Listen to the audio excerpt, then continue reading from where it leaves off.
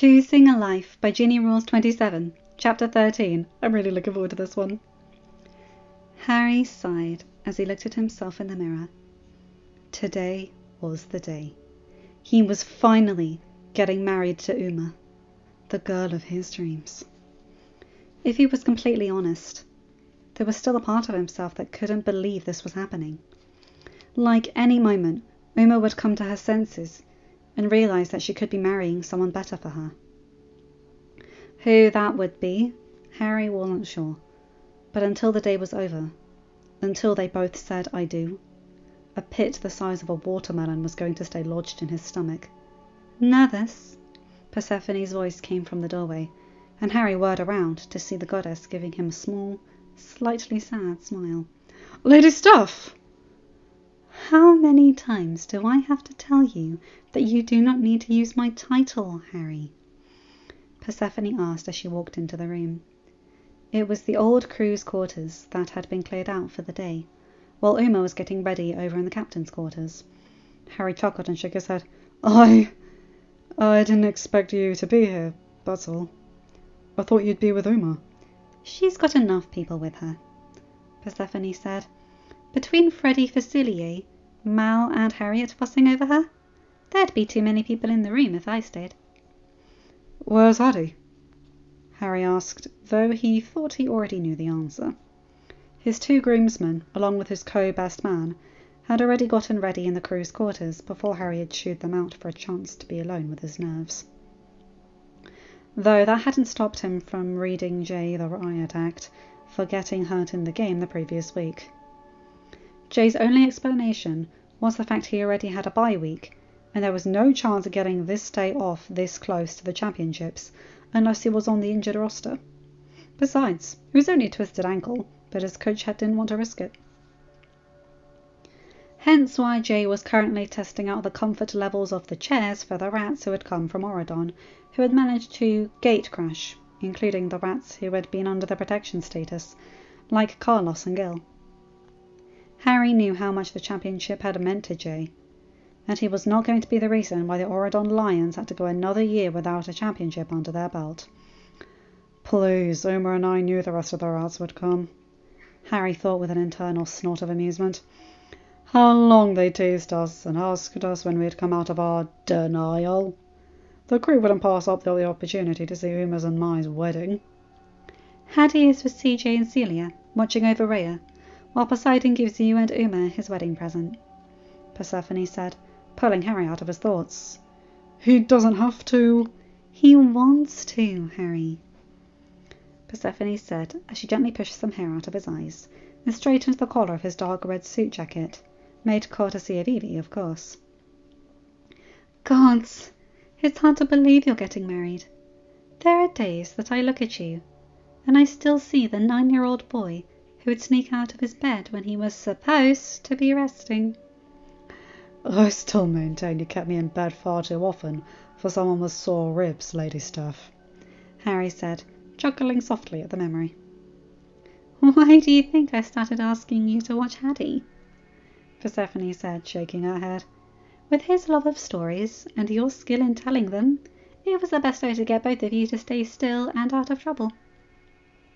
She sighed as she brushed some lint off of Harry's suit jacket. It wasn't anything super fancy, despite Evie's best efforts. After all, he was a pirate and a child of the Isle of the Lost.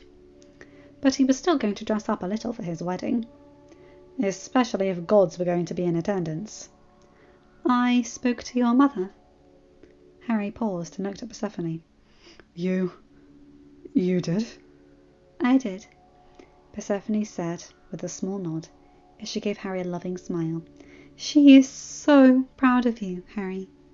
Proud of the man you've become, and proud that you've done so well in Oridon. She only wishes she could be here. I wish she could be here too, Harry whispered. But, Lady Stuff, if you're not going to break the rules for anyone not Mal, could you do it if CJ ever gets married? The captain probably won't attend her wedding, like I was skipped Harriet's wedding, and CJ's never met Mum. Persephone couldn't help the proud smile that pulled at her lips. How many times had she heard Harry ranting about the runt while she was in the underworld? It honestly had been like he was determined to hate his sister for the rest of his life.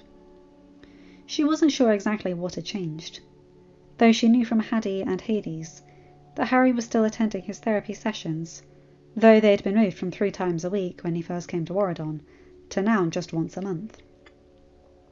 "I'll see if that's something I can do," she said, "but for right now, no more sad thoughts at your wedding. Only happy thoughts, like how you're finally marrying Uma." "Now I'll officially be part of the family," he said with a small chuckle. Persephone shook her head. "You listen here, Harry. You, young man, have always been a part of our family." She took a small pink vial of liquid out of her pocket and placed it in his hands. "I know how much you love your sisters," she said as Harry looked at it quizzically, but Hades had been talking to Circe, and they managed to reverse engineer the potion Hercules received as a baby. "Wait, that means—" Persephone nodded. "As happy as I am that Mal won't know the heartbreak of losing her partner, a part of me has to admit I wasn't thrilled that Zeus just gave Ben immortality without talking to him first. So Hades and I, it's our wedding gift to you. You kids rarely got a choice in anything growing up. I want you to have your choice." "But if I don't take this, then Uma runs the risk of having a partner die. Any kids we might have run the risk of not having a parent in their lives," Harry said as he bit his lip. He'd known that pain. He would never want his own children, should they exist, to have to go through that as well. "But if I do take this, there'll be a time where I live in a world without my sisters in it." "You don't have to make the choice today," Persephone said, her voice gentle.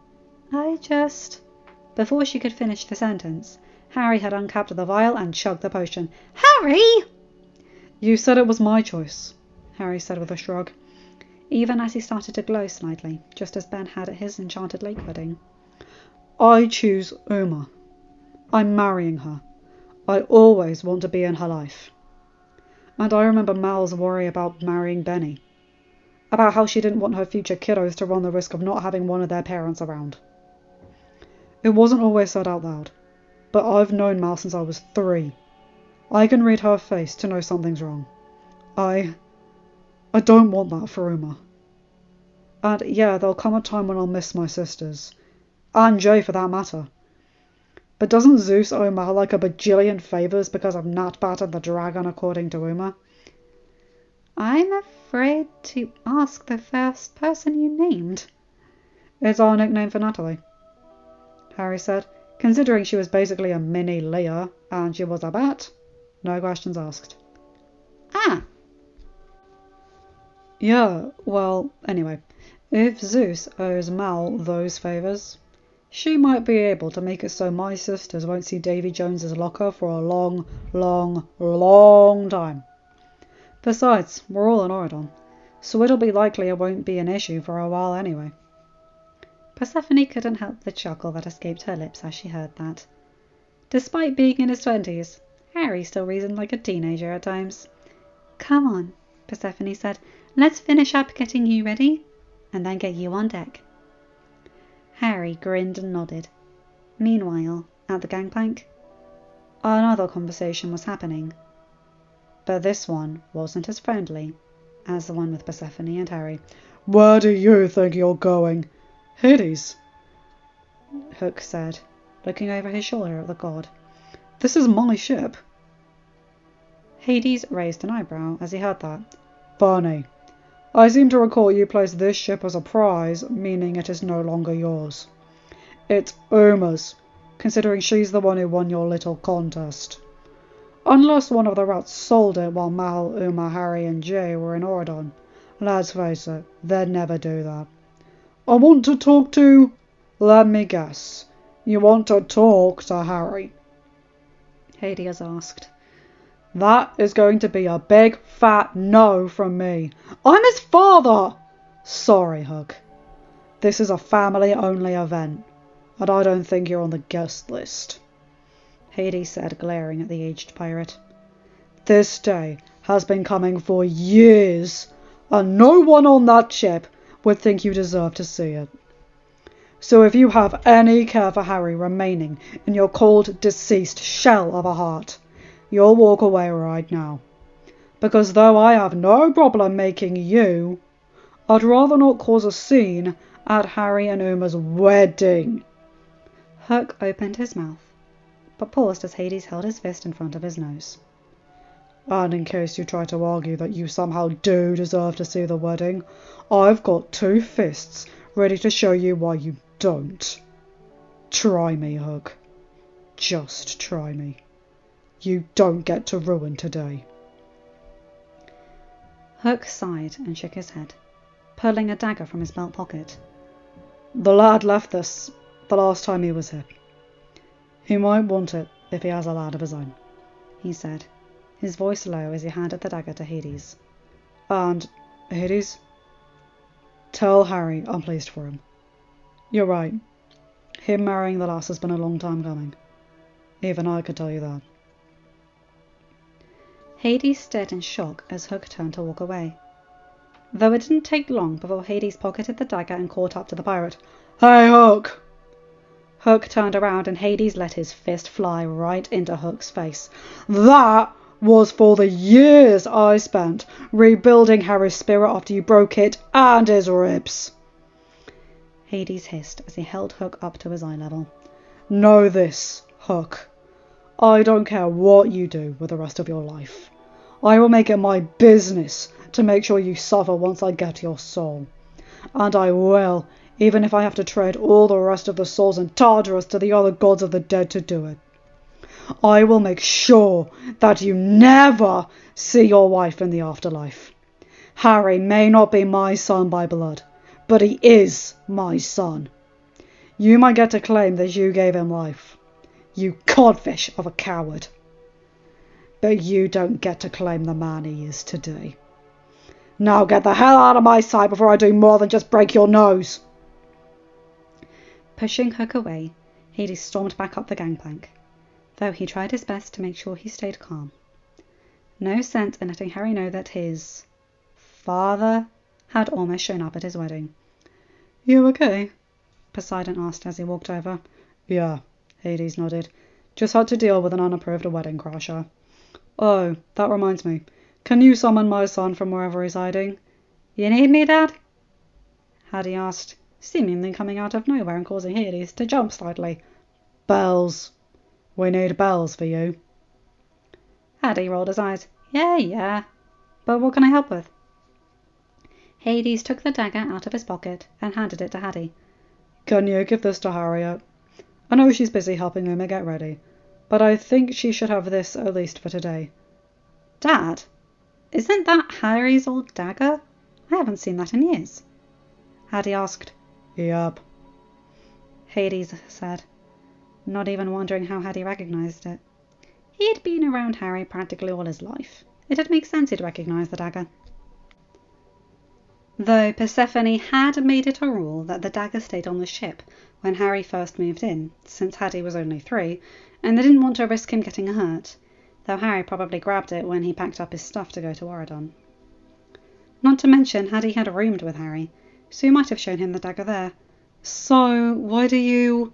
No! Hook was there? Hades nodded, again not questioning how his son knew the things he knew, and Haddy took the dagger. Don't worry, Dad. I'll give this to Harriet, and she can give it to Harry at a later date, he said as he scurried off. Why did Hook give you a dagger? Poseidon asked, watching as Harriet seemed to almost read their minds, and stepped out onto the deck to talk to Haddy. There seemed to be a concentrated effort not to let the bride or groom know about Hook's appearance. Apparently he gave that dagger to Harry when Harry was 2. Hades said, keeping his voice down in case Harry came out from the crew's quarters. From what Uma and Mal have told me, though, after Harry's mother died, when Harry was the same age, the dagger became a symbol of broken promises and things that never would be. He gave his 2-year-old a dagger? That's what you get out from that? Poseidon shook his head and continued to work on decorating the ship.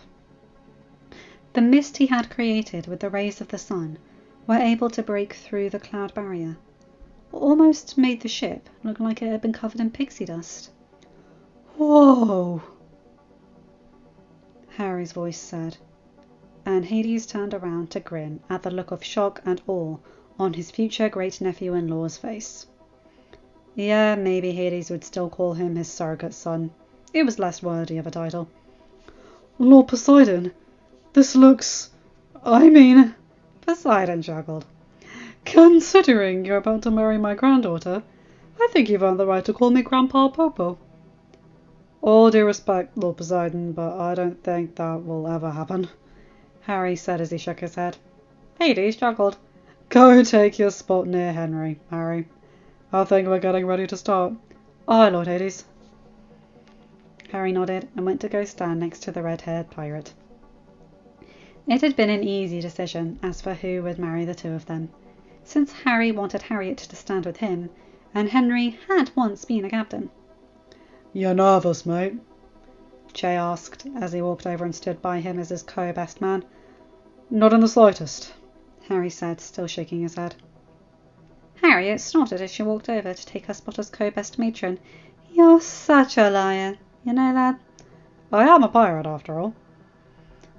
Harriet chuckled as the guests took their seats and the music began to fill the air. The first ones to make their way down the aisle were Rhea and Estelle, acting as flower girl and a ring bearer. Blue and red flower petals made their way out of Rhea's basket as she giggled, though that might be due to the fact that Harry was crossing his eyes at her.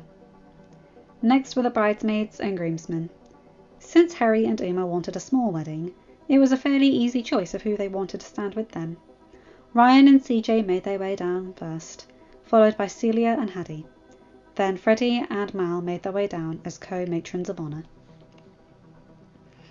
All the bridesmaids, best matron and matrons of honour were wearing dresses that had swirls of teal and red in the skirt, while the groomsmen were wearing navy blue suits with red ties. It didn't matter that black was a traditional suit colour. No one on that ship would willingly wear black unless they had no other choice. Harry, breathe. Dear God, it's like Cotillion all over again.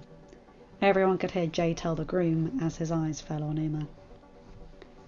It was clear that Evie had once again hit it out of the park, as well as followed Uma's notes about her dress to the letter. Uma was wearing a dusty teal satin dress with sleeves that seemed to rest off her shoulders and had a deep V neckline. Her braids were done up in a semi-updo that allowed her the chance to wear her tri-cornered hat. She smiled softly as Hades held out his arm to walk her down the aisle to Harry. She could have had her father there with them, but she had asked him not to. Perhaps I misheard you. Uma shook her head. They were in Facilier's office over at Dragonhall. Normally he would have been over at the arcade, but Uma had requested privacy for this conversation. You didn't. I'm asking you, as your wedding gift to me, to not come to my wedding. Why? Facilier asked, looking at Uma. It was one of the rare moments that she wasn't out at sea, and while Harry had been handling most of the wedding stuff, which wasn't much, considering they were trying to avoid it being too fancy. This was one thing Uma wanted to do herself. I understand you not having your mother, but I thought... This has nothing to do with our relationship, Uma said as she shook her head. You were the preferred parent of mine when I was growing up. Most of the time, the only reason I stayed on the ship or at Mama's restaurant was so that you could give the attention to Celia or Freddie. And that's why I'm asking you not to come. Because of your sisters. You couldn't come to Freddie's wedding in Wonderland. And I don't know what'll happen with Celia's wedding when it happens in the far future. I love my sisters, and I know they love you too, Dad.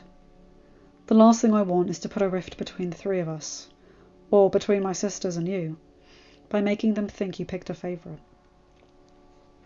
Facilier sighed. When the ask was that unselfish, it was almost impossible to argue against it. I have to thank Lord Hades for giving me the ability to see Freddie's wedding to the Wonderland girl, even if I couldn't attend in person. Seems your sister made a friend on the other side. Uma couldn't help but snort in amusement. Well, Lord Hades and Grandfather are granting you another way to see my wedding, and Celia's whenever that should happen. She reached into her pocket and pulled out 2 envelopes that had notes written on them. Notes indicating when they should be opened. Just put the coin in the envelope in your television, and you'll be able to see everything. Facilier took the envelopes and stuck them in his jacket pocket. Is young Hook pressuring you to make sure I don't come? The day Harry pressures me to do something I don't want to do is the day I ask you to bring Freddy boy back from the dead. Uma scoffed, before sighing softly. He doesn't even know I'm asking you this. While my sisters are one of the reasons why I am, there's another reason as well. I don't want Harry thinking about Hook at our wedding. If he sees you... Ah, Facilier nodded. The whole Isle knew about the fracturing of Hook and Harry's relationship, and how Hades had slid in and become the young boy's surrogate father. Well then, please pass on my thanks to your uncle and grandfather. Uma nodded, and then, biting her lips slightly, went to give her father a hug. Not making Harry think of the Tartarus he grew up in before Uncle Hades stepped in is the best wedding present you could give me, she whispered as she broke from the hug. You were my normalcy for the longest time, my solace from the slight insanity of Mama's. That's what I want for Harry on our wedding day. No reminders of the insanity of what our lives used to be.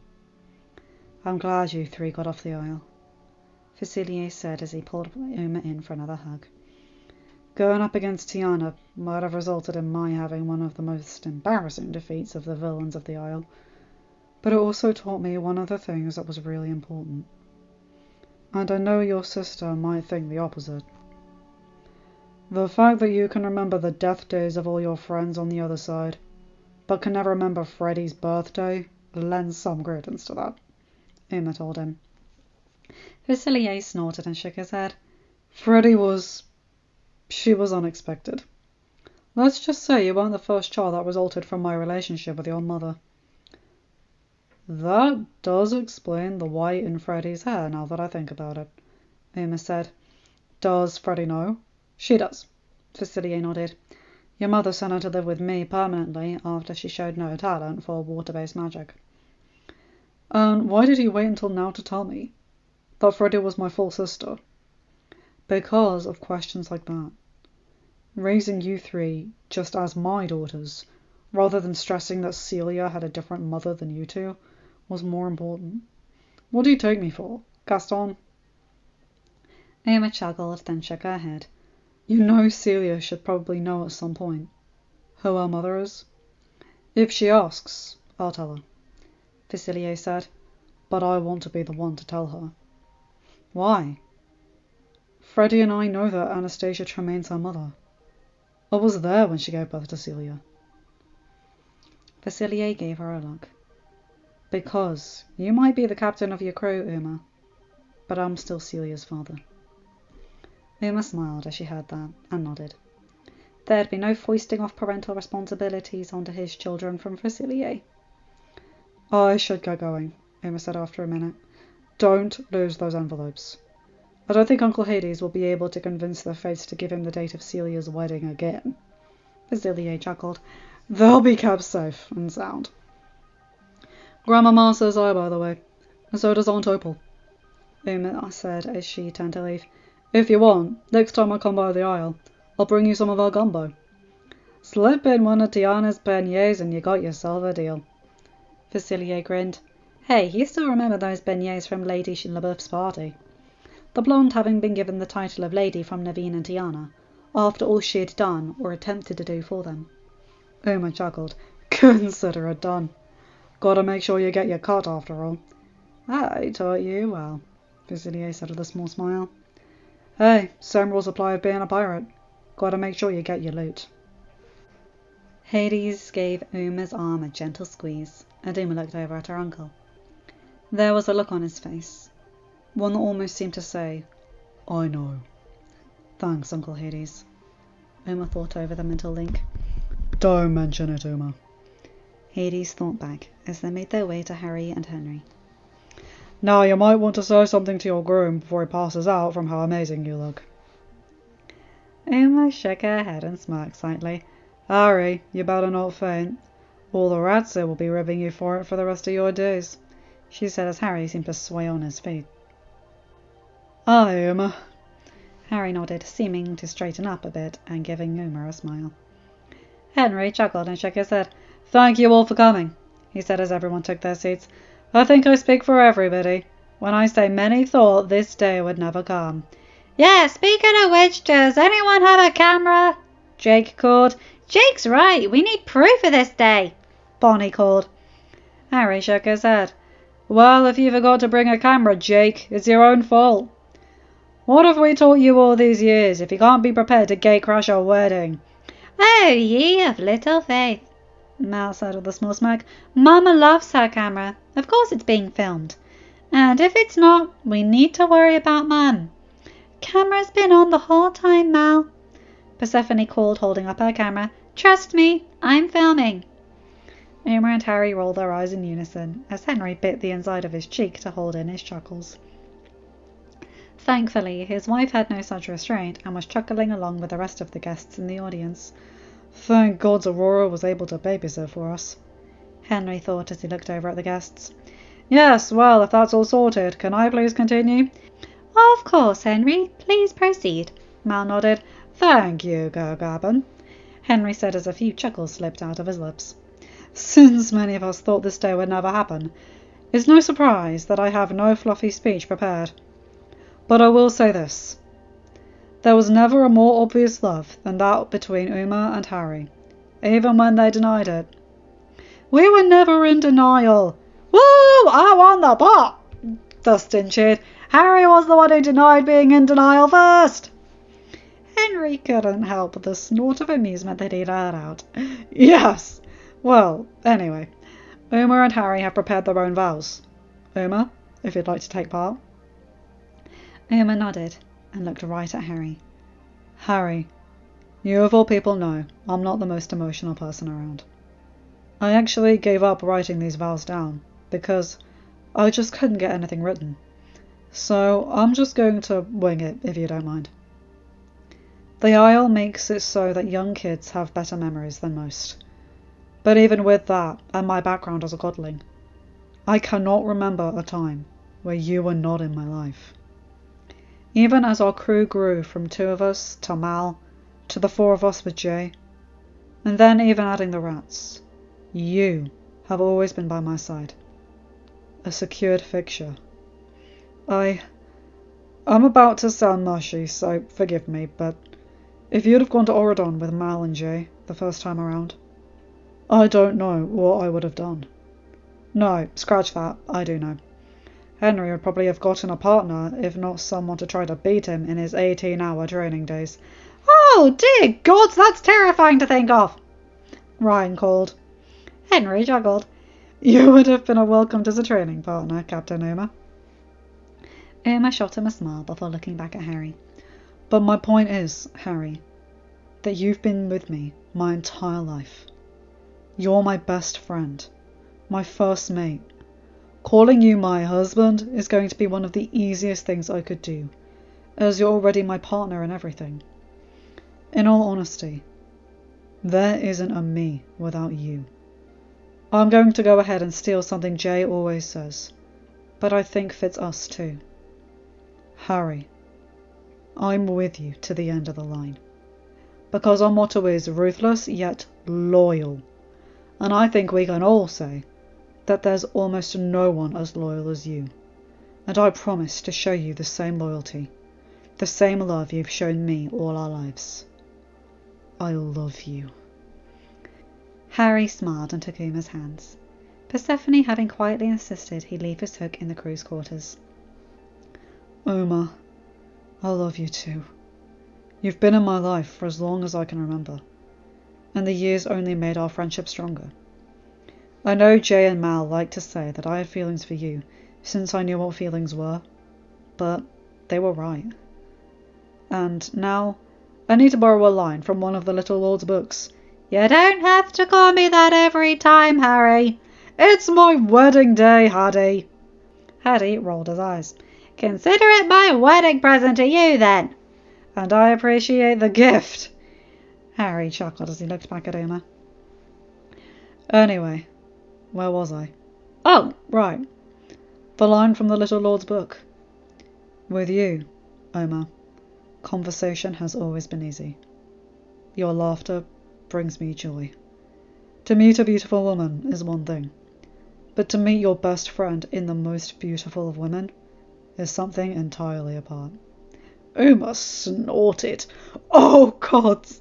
Harry, that's probably one of the mushiest lines I've ever heard, she said, but the smile on her face softened the teasing in her words. It may be mushy, but it's also true, Harry told her. You're my best friend, my training partner, my captain. Adding one more title of wife is the easiest decision I could make. I love you, Uma, and I always will. Henry smiled. Can we bring forth the rings, please? Estelle trotted over, the rings resting on a teal and red pillow, which was securely carried in the mouth of his middle head, as his left and right head gave Uma and Harry a smile as they took the rings. Uma, please repeat after me, Henry said. Harry, please accept this ring as a symbol of my love for you above all others. It's my promise that wherever our journey takes us, I will be there for you wholeheartedly. With this ring, I wed thee. Harry, please accept this ring as a symbol of my love for you above all others. It's my promise that wherever our journey takes us, I will be there for you wholeheartedly. With this ring, I wed thee, Uma said, slipping the ring in her hand onto Harry's finger. Harry, could you please repeat after me now? After me now. Harriet snorted and CJ shook her head. Are you sure you want him? She called.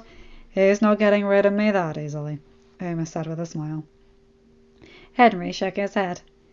Anyway, Harry, repeat these words.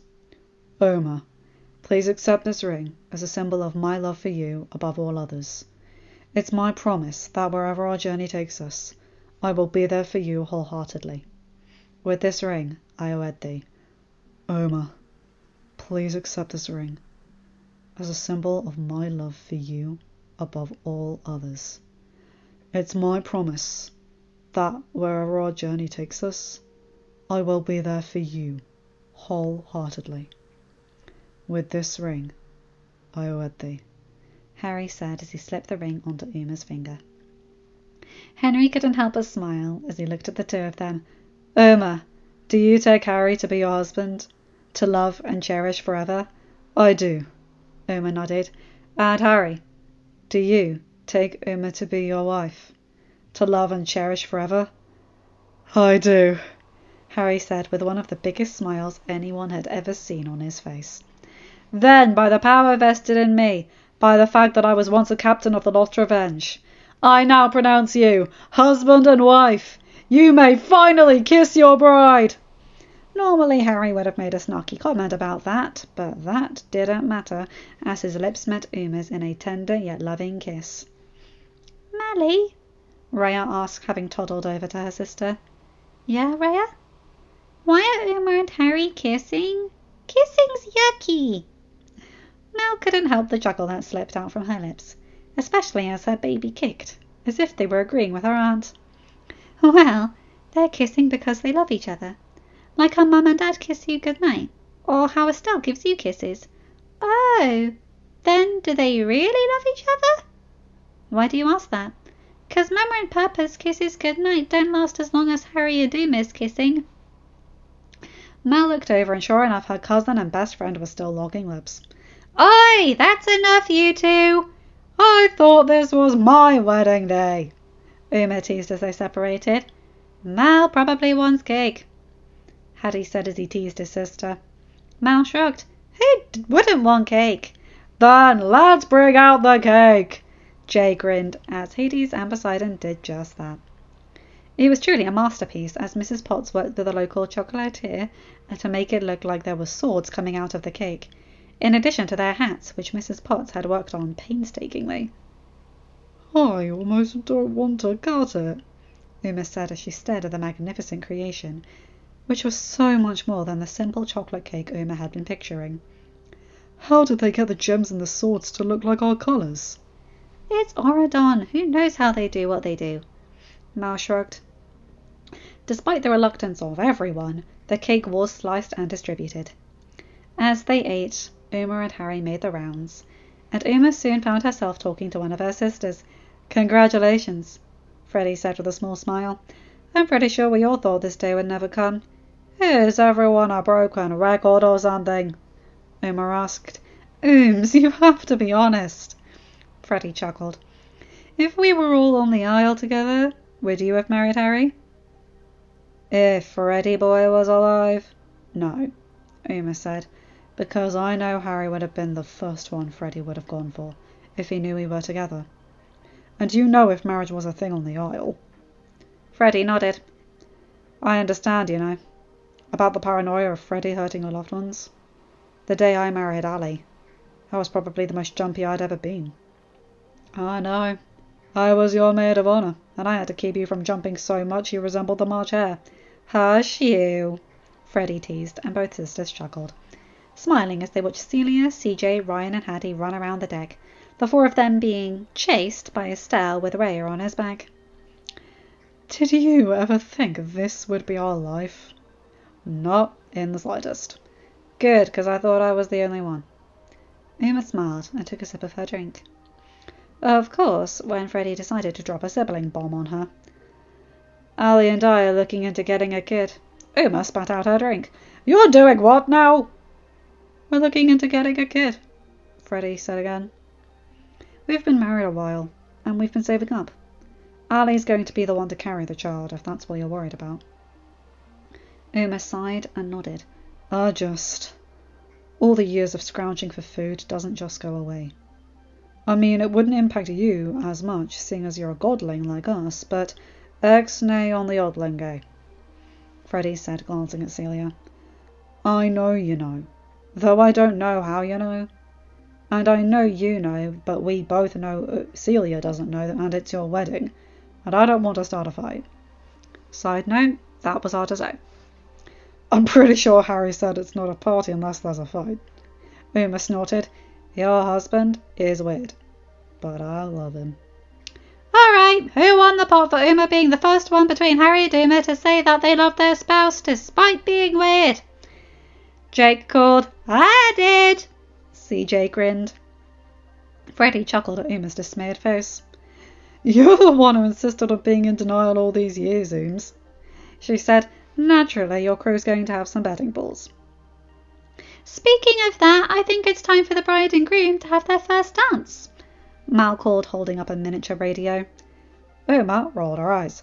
"And I thought we've both made it perfectly clear through the years, Mally, that I don't dance." "It's your wedding, cuz," Mal said with a small shrug. "I think you're allowed to make an exception. Besides, considering this my wedding gift to you, since you didn't really get to dance with Harry at Cotillion. Oh, and cuz, I danced at my wedding, so no one would judge you for dancing at yours." Uma shook her head but smiled as Harry held out a hand. "If anyone mocks us for this, I'll make sure Henry has them working until they collapse," he said with a fond smile. "That sounds like a marvellous idea," Uma said as she almost melted into Harry's arms, never noticing Mal press play on the miniature radio. "I love you still, and you know I always will. Till the end of time I won't change my mind." "Thank you, Ben, for suggesting I bring the radio," Mal thought as she watched her cousin and surrogate brother dance along the deck. Ben had wanted to attend. After all, he didn't want his pregnant wife out of his sight in case something happened to their child. But as Mal had pointed out, Oradon would not stop needing a ruler, even as weddings were happening. Not to mention she had a feeling that the rats who had gone over to Oradon and partnered with an AK might not bring them over to the wedding. either because they didn't want them seeing the Isle, or because they didn't want to test their co-captain and first mate by gate crashing with a +1. And she didn't want to rub it in their faces by having Ben. Plus, it would be unfair to put that pressure on Emma, as the unofficial heir, what with her being pregnant as well. Gods, Emma and Elle pregnant. Honestly, I have to wonder if Akia was still bouncing around Ben's office like a deranged rabbit. Mal thought, biting her lip to avoid laughing at the thought. You're trying not to laugh at something, Hattie said as he slid over to her. What is it? Just thinking about Akio bouncing around Ben's office, Mal said with a small chuckle. Soft enough that it wouldn't be overheard, but loud enough to count as a chuckle. Ah, Hattie said, smiling at the image. Speaking of announcements, when are you going to announce to the kingdom that you're... When we find out the gender, Mal said, keeping her voice soft to avoid being overheard. Pirates were notorious gossips, after all, and the rats were no exception to the rule. That way we won't get any speculation about Ben not making our child his heir if they're a girl. But Ben's immortal. The kingdom doesn't know that. Hattie shook his head. You two are impossible, you realise that? Why not tell the kingdom so they don't have to worry? Ben thinks it would invite attacks, Mal sighed. Not just on him, but on his family too. If something happened to Belle or Adam or Chip or Jean, Ben would be devastated. Damn, that's a fair point. What's your language around Rhea? Hattie chuckled. Saving me from a parental scolding? Hey, remember how Dad reached out to us when Rhea tried to pronounce sarcastic after our get-together? Mal chuckled and shook her head. I'm just so into you, I wanna let it all out. You're so perfectly fine. I could talk all day, but let me spell it out. A, B, C, D, E, F, G, H, I love you still, and you know I always will. Till the end of time I won't change my mind.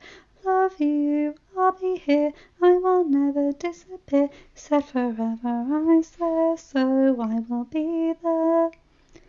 Poseidon couldn't help but smile slightly as he watched Uma and Harry dance. He knew his granddaughter hadn't had the best life on the Isle, and he was glad that she was able to marry the love of her life.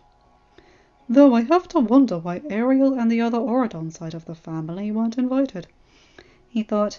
Because we didn't want a big frou-frou wedding. Uma thought back to him. Apologies, grandfather, but I think you might have been distracted because I got that over the mental link. Uma, you know you can call me Grandpa Popo. Everyone else does. I know, but trying to shed years of growing up on the Isle means pet nicknames are few and far in between. I only really grew up giving Celia and Mal nicknames. And Hattie, now that I think about it. Fair enough, I won't brush you, Poseidon thought. But inviting Ariel and Eric wouldn't have turned...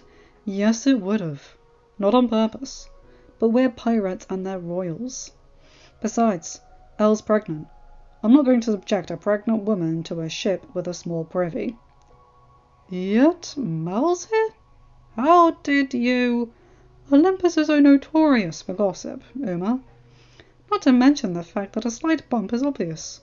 Not to anyone not of divine nature, but still. Uma chuckled slightly over the link. You realise Olympus needs to keep this a secret until Mal tells. We're not idiots, Uma. You have Zeus as your leader, grandfather. No disrespect, but... Okay, you may have a point. What are you thinking about that's got a smile on your face? Hades muttered as he looked over at his brother. Just happy for Uma, Poseidon said. Poseidon smiled as he looked over at his great niece. I am too, he said softly. Her and Harry. It's been a rough road for them both, but I'm happy they made it here. You said you didn't want to be like everybody else. Wanted something only you and I could have ourselves. Picture perfect isn't something that I've ever felt. Love when you smile right in front of me. I'm just so into you, I wanna let it all out. You're so perfectly fine. I could talk all day, but let me spell it out. A, B, C, D, E, F, G, H, I love you still, and you know I always will. Till the end of time I won't change my mind. Love you, I'll be here, I will never disappear. Said forever, I swear, so I will be there. The music ended, and Harry couldn't help but place a tender kiss on Uma's forehead. I want to dance with Harry, Rhea exclaimed. Harry chuckled and shook his head in amusement. As the little lady commands, he said, as the music changed to something a bit more upbeat for everyone to dance to. That is, if my captain doesn't mind. Go dance with our cousin, Harry, Uma said with a small smile. I'm going to go catch up with the rats. Fair enough, Harry smiled, scooping Rhea up into his arms.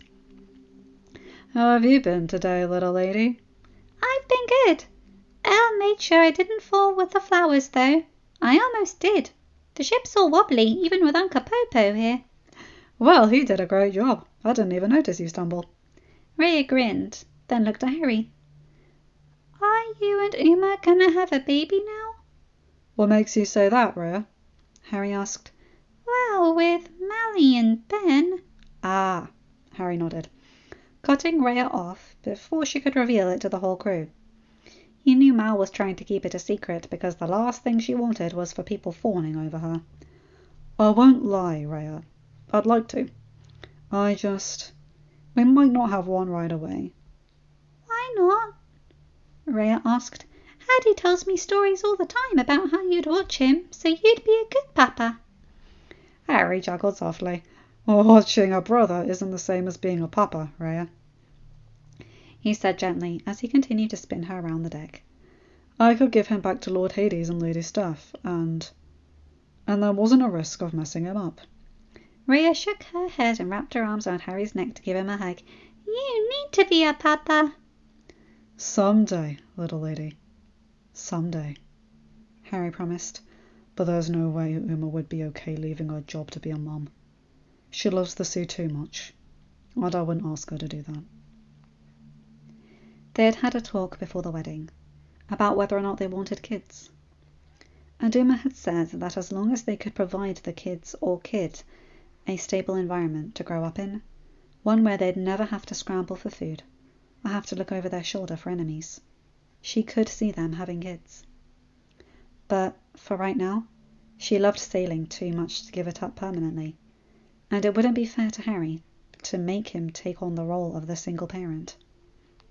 Sure, her trade commission was through Ben, and he could edit it so that it favoured her more, but Harry also knew Uma, knew she wouldn't want to ask about that.